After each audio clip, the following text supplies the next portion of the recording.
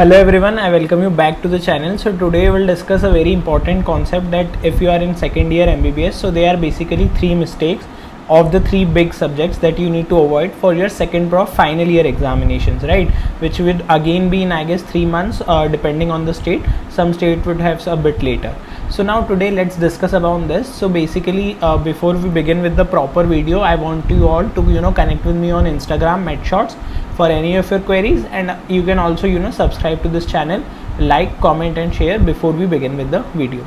So now let's start with something which is very important for all the three subjects. So first I'll tell you regarding pathology what is the biggest mistake that a student commit, and then regarding the other two subjects as well.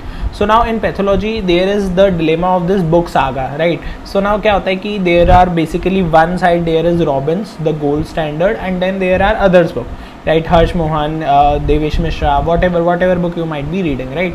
So now here students might be currently divided in three stages. Basically it's been quite a time कि आपका second year हो चुका है, काफ़ी हद तक आपका syllabus भी I guess हो चुका होगा. सो नाउ केस वन ऐसे स्टूडेंट्स हैं जिन्होंने प्रो हैं रॉबिन्स पे, they have studied Robbins very nicely cover to cover till date. जहाँ तक भी रॉबिन्स पढ़ाई गई है उनके कॉलेज में, यहाँ काफ़ी हद तक उन्होंने 80% रॉबिन्स जो है कवर की होगी. Then there is case two जो स्टूडेंट्स हैं जिनको नॉट अ क्लू है, sorry case two is half hearted कि शुरू में जनरल पैथ पढ़े, फिर उसके बाद धीरे धीरे नियोप्लेजिया आते आते ड्रॉप कर दिया, फिर सिस्टमिक में कुछ सिस्टम जैसे CVS पढ़ लिया, ऐसे करके रैंडमली पढ़ा है. And then there are third case जिनने रॉबिन्स को अभी तक छुआ भी नहीं है, and now they are thinking कि अब यार एग्जाम को 3 महीने बचे तो क्या किया जाए. तो now I want to first of all address this particular query that obviously I will make video more on the time table sort of for exam, but the only thing that I want to address right now is कि the way to study या transition कैसा होना चाहिए, right? So if you are a case one student, so always remember कि आप Robins अगर 80% या काफ़ी हद तक पढ़ रहे हैं तो अब at this point please do not change books, because it will not make any sense. आपको आखिरी में रॉबिन्स में भी दिक्कत आएगी, आपको फिर वो हर्षमोहन भी पढ़ते नहीं बनेगी, and it will all become a mess. तो केस वन लोगों को तो रॉबिन्स ही पढ़ना है. अब कैसे उनको एग्जाम के लिए उसका यील्ड निकालना है, that I tell. Then case two half hearted को what they need to do is prioritise. तो प्रायोरिटाइज का मतलब क्या है कि अभी तक आपने जनरल में सपोज कुछ सब्जेक्ट चैप्टर्स जो है रॉबिन्स के पढ़ लिए, ठीक है. नाउ डिपेंडिंग कि कितना टाइम है आपके पास, कितना आपका रिटेनमेंट पावर है, कितना आपको रिविजन करना है और एग्ज़ाम के लिए और बाकी सब्जेक्ट पर आपका कैसा ग्रास्प है, what I will suggest is prioritise. तो प्रायोरिटाइज का मतलब क्या है कि वो यूनिट्स जो कि बहुत अच्छे हाई यील्ड कंसेप्चुअल है, जैसे कि नियोप्लेजिया काफ़ी कंसेप्चुअल है, इन्फ्लेमेशन काफ़ी कंसेप्चुअल है, तो ये यदि आपने रॉबिन से कर रखे हैं या आप करना चाहते हैं तो आप कर लो. बट बाकी यूनिट्स हो सकता है आपसे नहीं हो पाए या आप नहीं करना चाहें, तो वो आई वुड सजेस्ट कि आप इस पॉइंट ऑफ टाइम पे हर्ष मोहन या देवेश मिश्रा बुक उठा सकते हो, राइट? एंड जो केस 3 है उनके लिए तो आई गेस नो ब्रेनर है कि आपको रॉबिन सब पढ़ने का कोई सेंस नहीं है, because again you will end up wasting your entire that particular time frame. So what you need to do is you need to transition. तो ट्रांजिशन कैसे करना है कि जब भी आप रॉबिन से पढ़ो, ठीक है, तो now your only purpose is कि आपके पास नोट्स या तो ऐप के होंगे कोई, या आपके कॉलेज के होंगे जहाँ के भी नोट्स होंगे. Your purpose is to write in the exam, right? Concept तो आप समझ जाएंगे, और कंसेप्ट समझने के लिए आप बुक्स को कैसे यील्ड करेंगे, तो बेसिकली आप लॉन्ग आंसर क्वेश्चंस के लिए बुक जो लॉन्ग आंसर क्वेश्चन के टॉपिक्स होते हैं वो आप बुक से पढ़िए, चाहे कोई सी भी बुक हो, रॉबिन्स या अदर्स, और उसको ऐड करिए आपके नोट्स में. जो शॉर्ट आंसर क्वेश्चन है उसमें आप बस बुक के हाईलाइट करके उसको वहीं रख लो, उसको ऐड मत करो नोट्स में, बल्कि मत बनाओ. और वेरी शॉर्ट आंसर के लिए बुक नहीं भी पढ़ोगे तो चलेगा, सिर्फ नोट्स पढ़ लो, right? So main message that I want to give is please don't indulge in the fight of Robbins या other book. Only if you are very pro then you can continue studying Robbins same way जैसे आपने Guyton पढ़ी होगी first year में. But if you are someone जो कि अब bypass पे है, 3 महीने बचे, 3 सब्जेक्ट्स बड़े बड़े हैं, सारा रिवाइज करना है, you can start picking up the other book and simplify your process. So before we go in the pharma and micro section, I want to tell you a very important concept ki how Prepladder would help you in your second MBBS and in your exams as well, right? So one thing I'll tell you is one approach. So one approach, that approach is revising with Q banks. अब क्या होता है problem second year में, you have understood inflammation, it's well and fine, आपने कई बार पढ़ा है, but कई बार क्या होता है कि आपको कंसेप्ट कहाँ लगाना है वो समझ नहीं आया. नियोप्लेजिया में आपने इतने सारे मार्कर पढ़ लिए, आपको समझ ही नहीं आ रहा है कि यार मार्कर कौन सा याद करना है, कौन सा नहीं करना है, कहाँ उसको अप्लाई करना है. तो one thing that you need to do is learn the application. तो उसके लिए first most essential thing is Q bank.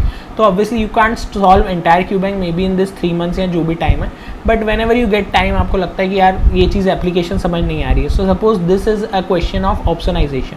तो अगर आपको इसकी एप्लीकेशन समझ में नहीं आ रही है, तो सपोज करो आपने ये क्वेश्चन जनरली इन्फ्लेमेशन का मॉड्यूल आप सॉल्व कर रहे हो, तो उसमें आपको समझ में आ गया कि अच्छा okay this process is basically optimisation. So आपने कहीं ना कहीं इतनी थ्योरी भी पढ़ ली ऑप्शनाइजेशन की, then you can refer the theory and what is the best thing regarding this is treasure. तो यूजुअली ट्रेजर्स क्वेश्चन में इंटीग्रेटेड भी रहते हैं, अलग से भी रहते हैं, तो इसमें आप पूरी आपकी जो वो चीज़ है ना वो काफ़ी ईजी डायग्राम से, जो आपकी हो सकता है रॉबिन्स में थोड़ा कॉम्प्लिकेटेड लगे, उसको थोड़ा सिंप्लीफाई करके बनाया गया है ताकि वो आपको एज अ कंसेप्ट याद रहे। तो one thing you can do is you can learn the application via क्यूबाइंड and then read your notes, right. आप इसको जाके फिर नोट्स पढ़ो कि आप वो चीज़ अप्लाई कैसे करनी है, ठीक है। Then you also check out the treasures unit wise and then you know re revise instead of wandering here and there, just re-revise from these concepts, right? So again, like if I say some more questions, so now this is a microbiology question, तो इसमें virulence factor को कैसे apply करना है ये आपने इस question के थ्रू सीखा, right. So again you need to just check the explanation and again यहाँ पे एक ट्रेजर मिलेगा आपको जिसमें इंटीग्रेटेड माइक्रो जो आजकल हम चल रही है कि अगर आपके निमोनिया कॉजिंग ऑर्गेनिजम्स हैं तो उनमें क्या क्लिनिकल फीचर है और किससे क्या आइडेंटिफाई करना है जिससे आप डिफरेंशिएट कर पाओ। तो this is a very high yield table sort of. Then notes में भी आप अगेन अगर देखेंगे तो आपको टाइमर दिया है, अगर आपको ये कॉन्सेप्ट समझ में नहीं आया तो आप इसका वीडियो जाके देख सकते हो और उसको अप्लाई कर सकते हो। इंपॉर्टेंट इन्फॉर्मेशन भी एक बॉक्स में अलग से दी रहती है। तो this is how you can utilise preparatory for your second year MBBS exam. तो now let's proceed to the pharmacology, ठीक है। तो अब फार्मेकोलॉजी में बुक का डिलीमा थोड़ा सा कम रहता है स्टूडेंट्स को, बिकॉज क्या होता है कि यहाँ तो पढ़ते ही नहीं है, यहाँ तो पढ़ते हैं तो यूजुअली एक ही बुक KD त्रिपाठी अगर करेंगे तो वही करेंगे, शर्मा एंड शर्मा या शॉनबॉग तो बहुत आखिरी में लोग उठाते हैं, ठीक है। तो नाउ फार्मा में जो डिलेमा है that is more of a drug versus concept problem. तो इसका मतलब क्या है कि बेसिकली हमको क्या होता है कि फार्मा आपको सबसे ज़्यादा बार रीविजिट करना पड़ती होगी, राइट। आप पैथो तो फिर भी एक बार पढ़ते होगे तो आपको लगता होगा चलो कुछ हद तक आने लग गया। फार्मा बार बार वही चीज़ पढ़ते रहते हो फिर भी आपको नहीं बनता। उसका रीज़न क्या है? बिकॉज आप दोनों पार्ट्स को मिक्स कर रहे हो। देखो फार्मा में ड्रग्स का नाम हो गया, ड्रग्स की प्रॉपर्टीज़ हो गई, ये एप्लीकेशन हो गया, ये किसी को याद नहीं रहता है, ठीक है।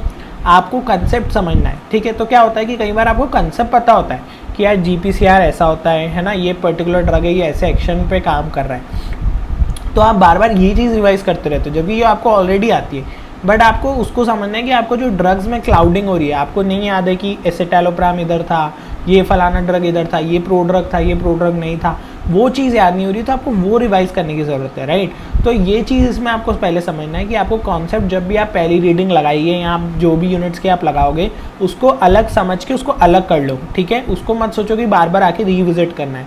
आपको मेन रिविजिट करना है ड्रग्स के नाम और क्लासिफिकेशन, राइट। नाउ अब इसमें बुक रीडिंग की इंपॉर्टेंस कहाँ आती है? तो book reading is a very big trap in pharmacology, because आप सबसे बड़ी गलती क्या करते हो कि आप जब बुक रीड करते हो तो अगर मैंने आपसे कहा ACE इनहिबिटर्स पढ़ो तो आप ACE इनहिबिटर्स में mechanism of action and that all is very fine, but you start reading individual drugs with very great attention, right. तो उसमें क्या दिक्कत होती है कि इंडिविजुअल ड्रग अगेन जैसे मैंने कहा किसी को याद नहीं भी रहते हैं और they are not of much importance, मतलब as compared to other things, right. तो आपको अगर बुक रीडिंग आप कर रहे हो, अगर आपके पास कोई नोट्स हैं तो वेल एंड फाइन, बट आप यदि बुक रीडिंग कर रहे हो तो focus more on conceptual part जो आपका मैकेनिज्म ऑफ एक्शन है और क्लासिफिकेशन है। ये दो चीज़ आपको बुक में से इंटीग्रेट करके पढ़ना है। बाकी जो ड्रग्स की थ्योरी होती है ना वो कई बार इतनी ज़्यादा लिखी होती है बुक्स में कि वो आपको याद नहीं हो सकती, और ड्रग्स के लिए जो भी रेलेवेंट पॉइंट होता है वो यूजुअली यहाँ तो आपके नोट्स में आपको मिल जाता है। तो आपको अगर उसका बनाना भी है तो आप हर क्लास का बस जो एक फेमस ड्रग है उसको ध्यान दो। This is respect to your theory exams. PG preparation में this is something very different क्योंकि उसमें हर ड्रग पे क्वेश्चन ज़्यादा रहता है। अभी मैं आपकी थ्योरी के लिए बताऊँ तो आपको एक क्लास का एक ड्रग भी याद होगा तो it's well and fine.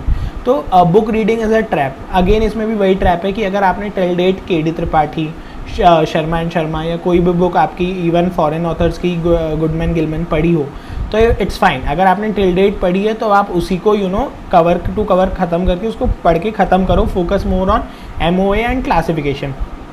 But यदि आपने अभी नहीं पढ़ी है तो I would suggest KD Tripathi अब उठाने का कोई फ़ायदा शायद नहीं हो, बिकॉज 3 महीने का टाइम फ्रेम थोड़ा सा कम होता है और वो बुक काफ़ी कॉम्प्लिकेटेड है। बट अगेन अगर आप ये दो चीज़ पढ़ोगे तो इट्स फाइन, बट अगर आप बुक पूरी की बुक पढ़ना चाहते हो फिर इट्स नॉट गुड। तो फिर अगेन आपके पास अल्टरनेटिव बचता है शानबाग। शानबाग इज़ मोर और लाइक एक बड़ा नोट्स की फोटोकॉपी जो कि आपको ऐसे पूरा आप स्कैन कर सकते हो। तो basically if you are someone जो इतना स्मार्टली अप्रोच नहीं कर पाता है एक सब्जेक्ट को, उसको नहीं समझ में आ पाता है कि यार बुक से ये पढ़ना है वो सोचता है पूरा पढ़ लूँ, तो फिर you can go for Shanbhag. So this is something which I need to tell you regarding pharma more often, right? Now coming to microbiology. तो microbiology क्योंकि मैंने जो पुराना वीडियो बनाया था हाउ टू स्टडी माइक्रो, उसमें हमने पुराने तरीके से देखा था ऑर्गेनिज्म वाइज, बट आजकल इंटीग्रेटेड हो गया है. तो आई will make a separate video which will be live bye 9th और 10th. तो उसमें I will discuss 2 things. One तो हो गया एक आपका क्लस्टरिंग, मतलब एक हो गया कि gram positive cocci, gram positive bacilli सारे एक साथ पढ़ लिए, ठीक है. This is one kind of integration. And then other is organism causing a particular disease, ठीक है. तो अब इसमें हम कैसे अप्रोच करेंगे कि हमारा ऑर्गेनिज्म भी ना छूटे और हमारे कंसेप्ट भी बने. बिकॉज आप ऑर्गेनिज्म कॉजिंग डिसीज से जाओगे तो हो सकता है आपके कुछ ऑर्गेनिज्म्स की प्रॉपर्टीज मिस हो जाए, बट अगर आप ग्राम पॉजिटिव कोकाई से जाते हो तो आपके मिस नहीं होता है. तो उन दोनों चीज़ को बैलेंस कैसे करना है which we will talk in the next video. I guess ये वाला वीडियो भी काफ़ी लंबा हो चुका है. So I will just sum up the mistakes that you should avoid for your second pro final examination. Patho में बुक्स के पीछे मत भागो, मल्टीपल बुक्स. अगर आप रॉबिन्स नहीं भी पढ़ पाए तो it's not a time to regret. जो भी आपके हाथ में है उसको पढ़ो और उसको अच्छे से ख़त्म करो. Focus more on revisions, re revisions and application. Then your pharma में you need to very well understand कि please understand mechanism of drug and classification and stop running around कि बस एक हर इंडिविजुअल ड्रग याद हो जाए. So again, thank you so much guys for all your support. Now we are a family of 100K. If you have any other query, kindly comment below. Subscribe to the channel and make sure to share it with your friends. Thank you so much. Stay safe, stay healthy and keep learning.